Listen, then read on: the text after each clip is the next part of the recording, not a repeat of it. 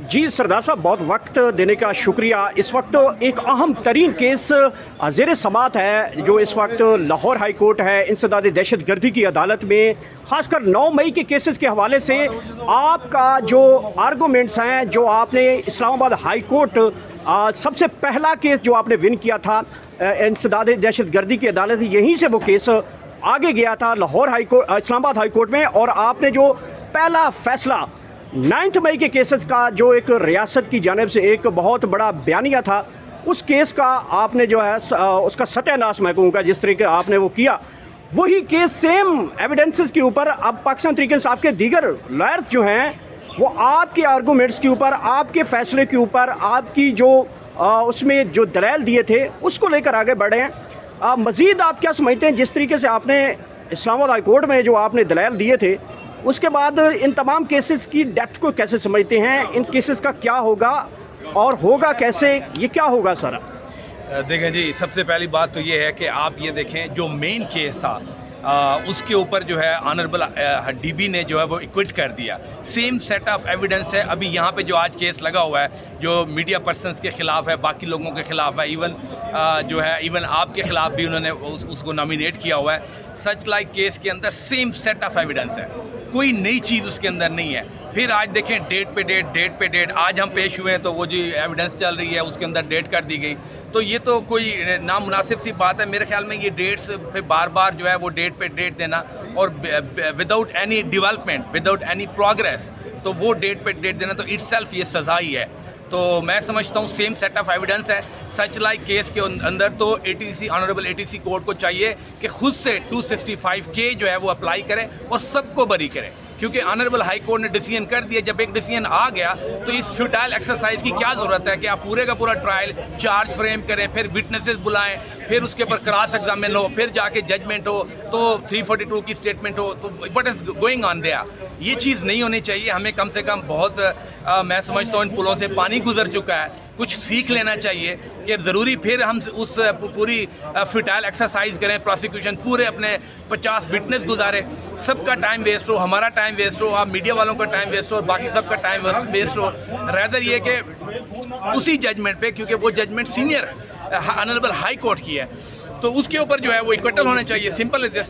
अच्छा, ये बताइएगा कि आज जज साहब ने कहा कि जो ट्रायल है वो इसलिए नहीं कहा, इसके ऊपर कंक्लूड किया जा रहा है क्योंकि इसमें इमरान खान साहब भी मुलविस हैं इस मुकदमे में, और वो चाहते हैं कि इमरान खान की जब तक हाज़िरी न हो या उनको वीडियो लिंक के ज़रिए पेश किया जाए, और फिर उन्होंने कहा कि आखिरी हाल जो है वो जेल ट्रायल की इजाज़त दी जाए। तो ये अगर खान साहब का ये इस तरीके से उनका केस आगे चलाया जाता है तो इसमें दीगर लोगों का क्या कसूर समझते हैं, दीगर लोगों का क्या इसमें आप समझते हैं कि केस की डायरेक्शन फिर कैसे सेट होगी, जबकि ना इंतज़ामिया उनको वीडियो लिंक की सर्विस मुहैया कर रही है, ना उनको पेश किया जा रहा है सिक्योरिटी थ्रेट्स की वजह से, रीजंस की वजह से, और पहली बात तो यहाँ पे ना पेश किया जा रहा है, ना वीडियो लिंक है, ना जेल ट्रायल हो जा रहा है, तो फिर इसका आखिरी हाल कैसे समझते हैं कानूनी तौर पे? देखें, सबसे पहली बात तो ये है कि ये इंतहाई फिटाइल एक्सरसाइज है।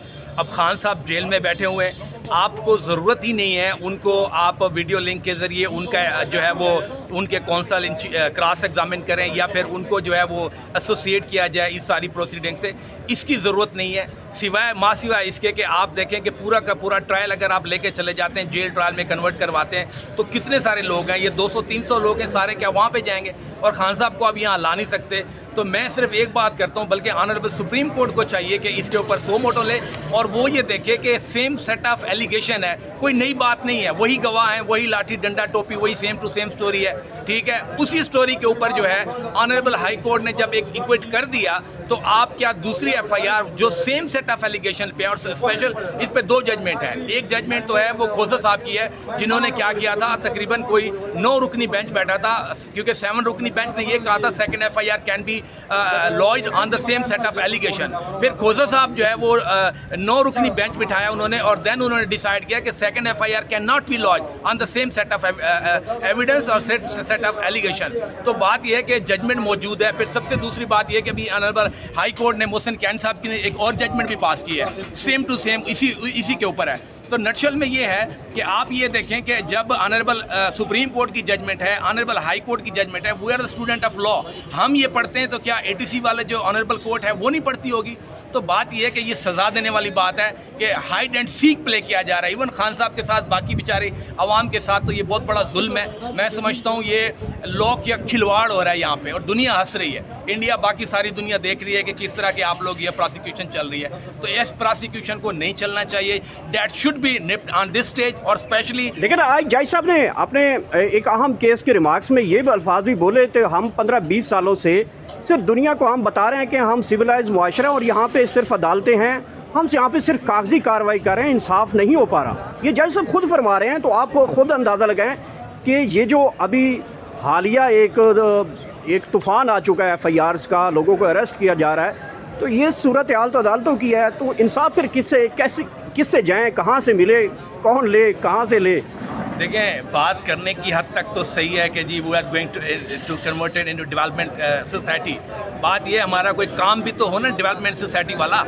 आप ये देखें स्पेशली कि आप लोगों को जो है वो एक आम ट्रायल को कॉम्प्लिकेटेड कर रहे हैं, जेल ट्रायल में कन्वर्ट कर रहे हैं। ये क्या चल रहा है? ये सिविलाइज जो है वो चीज़ें हैं। दूसरी बात ये है कि आप क्यों नहीं देखते कि जो मेन एलिगेशन है FIR का, उसके ऊपर सीनियर कोर्ट ने दे दिए जजमेंट, तो आप इसमें 265K पे जो है वो टोटलिटी में इसको डिसाइड कर दें, सब लोगों को क्विट करें। कोई इसके अंदर कोई ऐसी चीज़ तो नहीं है, ना कोई वेपन बरामद हुआ है, ना कोई असला बरामद हुआ है, ना उसके ऊपर कोई एम्बिटीज बरामद हुई है, ना कोई उनकी जो है फ्रेंसिक है, ना ब्लास्टिक है, ना इवन के MLR है, कुछ भी नहीं है। अब 324 लगाया जैसे हमने हाई कोर्ट में वो जो है आर्गूमेंट्स किए थे।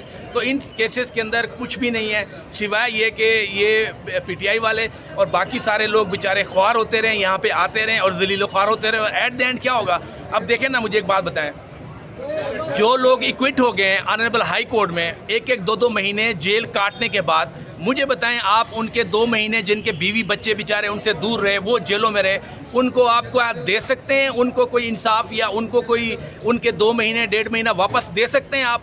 तो जवाब ये है कि नहीं दे सकते। तो जब नहीं दे सकते तो मैं ये कहता हूँ कि आप ये देखें, जज साहब को खुद देखना चाहिए कि ATC के अंदर जो केसेस हैं उसके ऊपर एलिगेशन क्या है। उन एलिगेशन को आपने सजा दी 10 साल की, ऑनरेबल हाई कोर्ट ने जो है उसके अंदर कर दिया इक्विट। तो फिर आपको क्या करना है? आपको सिंपल यही देखना है कि उसके ऊपर अगर इक्विटल हो गया तो सच लाइक केसेस को आगे नहीं बढ़ाना चाहिए, इसकी प्रोसिक्यूशन नहीं होनी चाहिए, इसका इन चीफ नहीं होना चाहिए, इसका चार्ज फ्रेम नहीं होना चाहिए, और इन सब को जो है वो इक्विट करना चाहिए। Thank you very much. बहुत बहुत शुक्रिया। इस वक्त हम मौजूद हैं इंसदाद दहशत गर्दी की अदालत में, जहाँ पे अहम तरीन मुकदमा इमरान खान का और दीगर वर्कर का मुकदमे में यहाँ पे सरदार तारिक फरीद गुपांग साहब यहाँ पे आज पेश हुए थे। केस की जो समाअत है वो 31 जुलाई तक मुलतवी की गई है। अहम तरीन केस था जिसमें इमरान खान साहब को पेश किया जाना था, लेकिन ताहाल सिक्योरिटी रीजन्स की वजह से जो है इमरान खान साहब को ताहाल पेश नहीं किया जा रहा।